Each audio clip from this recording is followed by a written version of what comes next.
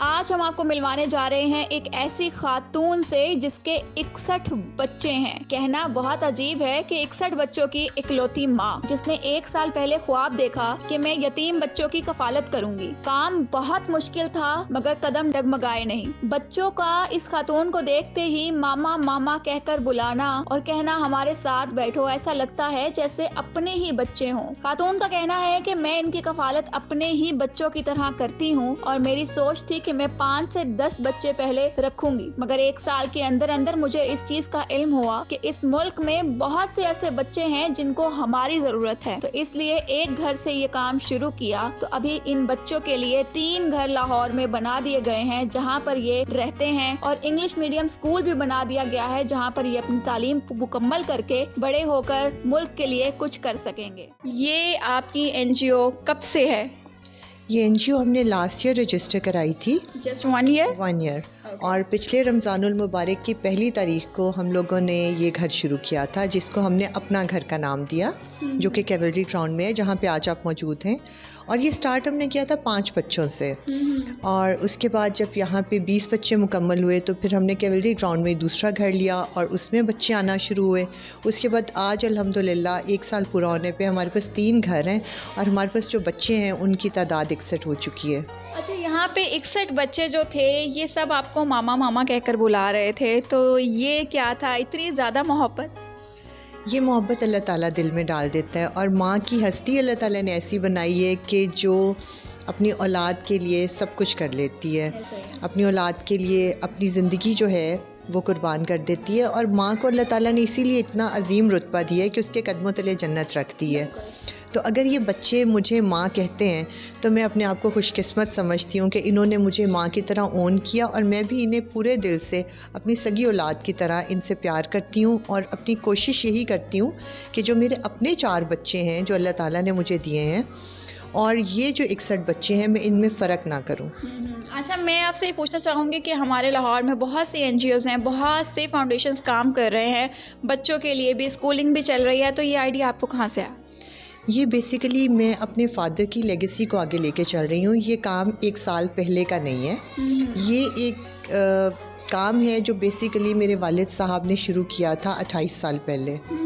और जब से मैंने होश संभाला था, मैंने अपने घर से रोज़ाना की बुनियाद पे हर सुबह कोई 400 साढ़े 400 लोगों का लंगर तैयार होते हुए देखा, जो कि मेरे वालिद साहब खुद सुबह तहज्जुद के बाद तैयार किया करते थे, और फिर खुद ड्राइवर के साथ चौबुर्जी में, रेलवे स्टेशन पे और लाहौर के डिफरेंट एरियाज़ में ले जाते थे, और जो मज़दूर और ज़रूरतमंद लोग बाई रोड्स पे सोए होते हैं उनको खाना खिलाया करते थे। इसके अलावा जो भी ज़रूरतमंद आ जाता था उसकी ज़रूरत पूरी होती थी। और बहुत सी फैमिली थी जिनका स्टाइपेंड फ़िक्स था, बहुत सी फैमिली थी जिनको उनके घरों में राशन पहुंचाया जाता था। तो ये वो तमाम चीज़ें थी जिनको मैं देखती रही ओवर द ईयर्स। और फिर वालिद साहब के इंतकाल के बाद 2009 में, being the only child of my parents, ये मेरी रिस्पॉन्सिबिलिटी भी थी और ये मेरा पैशन भी था कि मुझे ये चीज़ों को आगे लेके चलना था।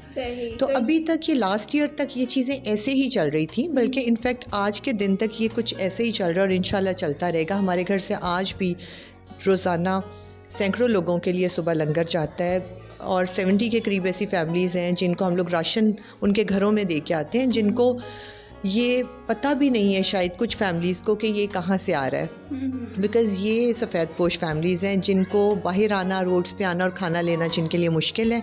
तो उनको फिर हम उनके घर में जाके बहुत खामोशी के साथ, ताकि उनकी इज़्ज़त नफ्स मजरूना, उनके घर पे दे के आते हैं। और इसी तरह बहुत सी फैमिलीज़ हैं जिनका मंथली स्टाइपेंड है, किसी के बच्चे की फ़ीस, किसी बुज़ुर्ग की दवाई, जो कि ऐसी ज़रूरियात होती हैं जो थोड़ा हट के होती हैं खाने पीने से। तो ये चीज़ें वो थी जो हम लोग खुद से कर रहे थे इतने साल से।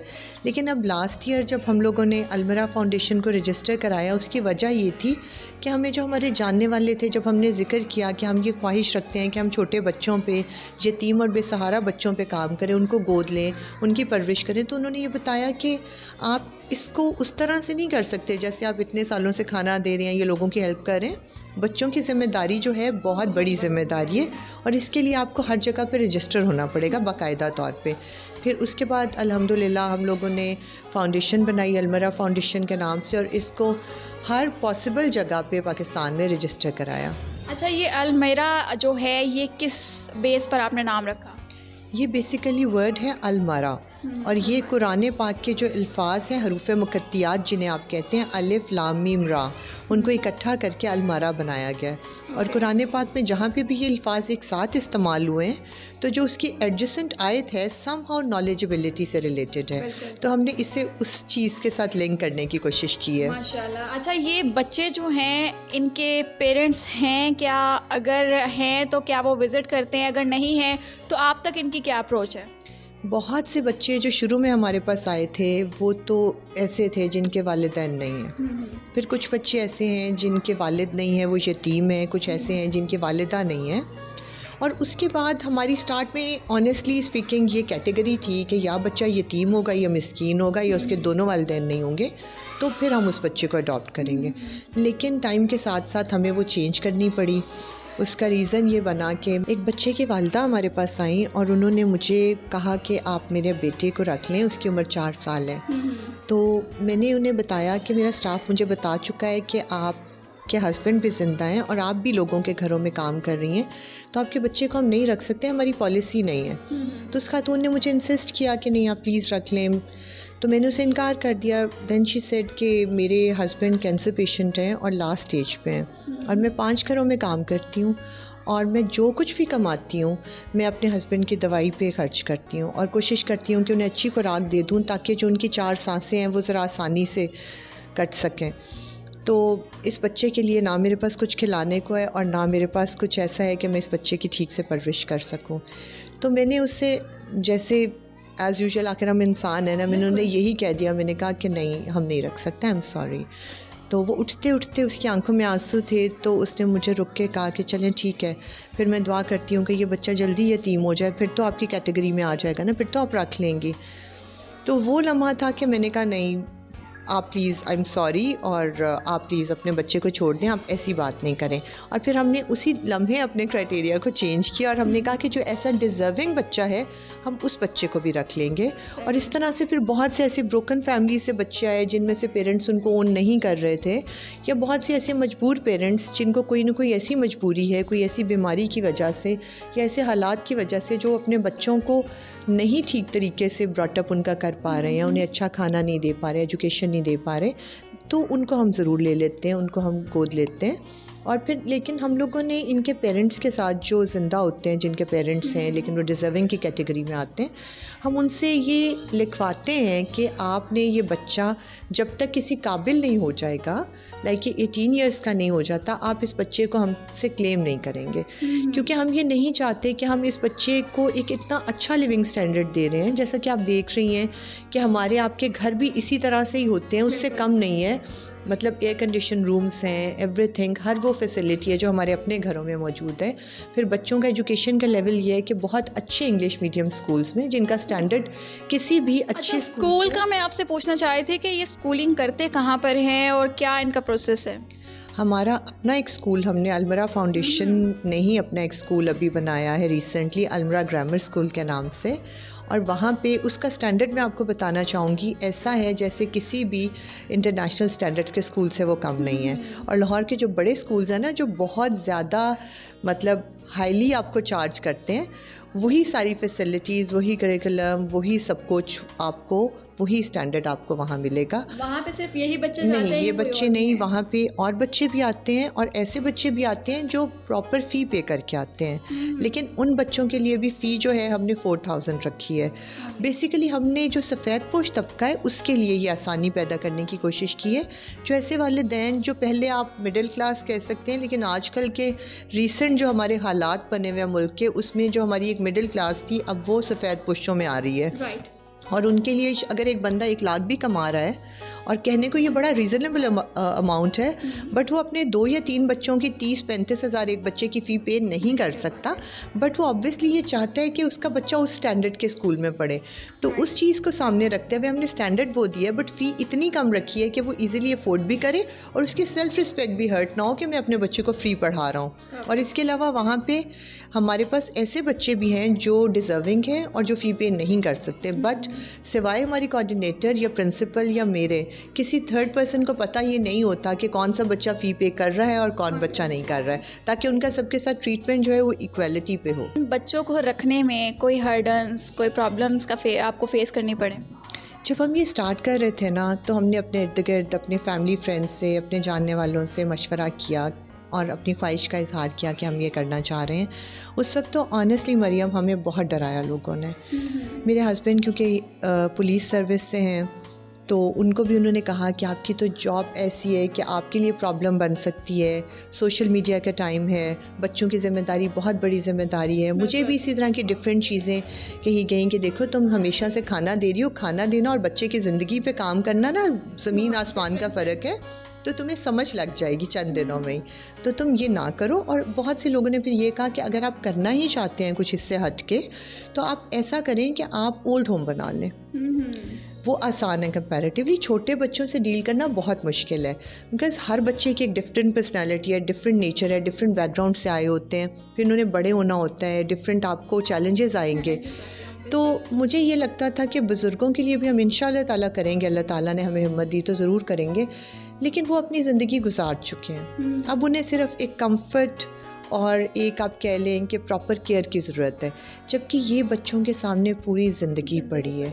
और अगर आज हम इन बच्चों की पर्सनैलिटी पे काम करेंगे, इन पे तवज्जो देंगे, इन्हें अच्छी तालीम, अच्छी तरबियत देंगे, तो यही बच्चे कल को जाके हमारे मुल्क का नाम रोशन करेंगे, हमें ये जाके दुनिया में रिप्रेजेंट करेंगे कि हम पाकिस्तानी हैं और हम लोग बहुत अच्छे किरदार और बहुत स्ट्रॉन्ग पर्सनैलिटीज़ के मालिक हैं। और हम इन बच्चों की तरबियत में एक और चीज़ मरियम बहुत शिद्दत से कोशिश कर रहे हैं डालने की, कि इन बच्चों को दूसरों को हेल्प करने की आदत पड़े। डे 1 से ही इनको सिखाया जाता है कि बेटा अल्लाह ताला ने इंसान को इसलिए पैदा किया है कि वो अल्लाह ताला के बनाए हुए लोगों से प्यार करे और उनका ख्याल रखे और उनके साथ चीज़ें शेयर करें।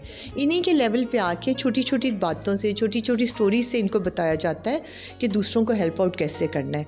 हमारी यही ख्वाहिश है कि जब ये बच्चे निकल के बाहर जाएं यहाँ से, अपनी अपनी ज़िंदगी में आगे बढ़ें, तो ये जितने लोगों को हो सके मैक्सिमम उनको सपोर्ट करें और उनका सहारा बन सकें, ताकि एक नेकी की चेन जो है ना वो बढ़ती जाए और चलती जाए। बिल्कुल मैम, आपका काफ़ी टाइम ले लिया। लास्ट क्वेश्चन करना चाहूँगी कि इन सारे प्रोसेस के अंदर ऑब्वियसली ये घर है, घर के अंदर एसी चल रहे हैं, लाइट्स चल रही हैं, बच्चों को केयर टेक करना बहुत ज़्यादा हेक्टिक भी है, बट इसमें एक्सपेंस भी आता है। एक्सपेंस को कैसे मैनेज करती हैं आप? शुरू में तो हमारी फैमिली, हमारे फ्रेंड्स और ये सब लोग हमें सपोर्ट कर रहे थे। उसके बाद बहुत से लोगों ने जब ये देखा कि हम ये काम कर रहे हैं, लेट्स से किसी बाय वर्ड ऑफ माउथ भी ये चीज़ बहुत आगे गई, लोगों ने देखा, लोगों ने सुना, और उसके बाद फिर हमें बहुत से लोगों ने ज्वाइन किया और वो फिर हमारी फैमिली का हिस्सा बनते गए। और अब यकीन करो मरियम, हम लोगों ने जब पहला घर शुरू किया था ना ये वाला, तो हमें लगता था कि शायद इस एक घर को हम करेंगे, इसमें शायद 10 बच्चों के साथ हम इन्हीं को लेके आगे चलें तो यही काफ़ी होगा।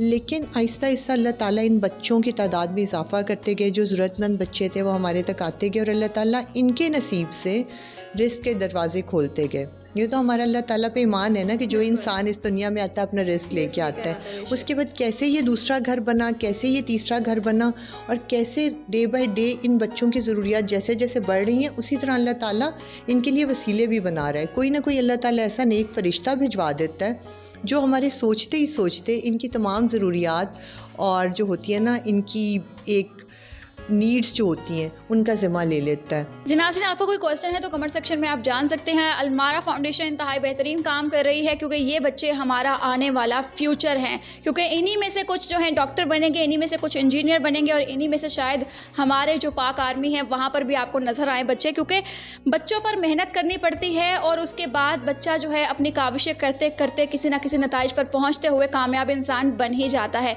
तो यही जो कोशिश है अलमारा फाउंडेशन की जानिब से है। तो आप लोग अगर यहाँ पर विज़िट करना चाहते हैं तो कैवलरी ग्राउंड में इनका ये ऑफिस है, और इसके अलावा ये घर है, आई थिंक हाँ घर है, बिल्कुल अपना घर है इन बच्चों का। और इसके अलावा सोशल प्लेटफॉर्म पर भी आपको इनके पेजेस जो हैं वहाँ मिल जाएंगे। अभी तक के लिए हमें दीजिए इजाज़त, अल्लाह हाफ़िज़।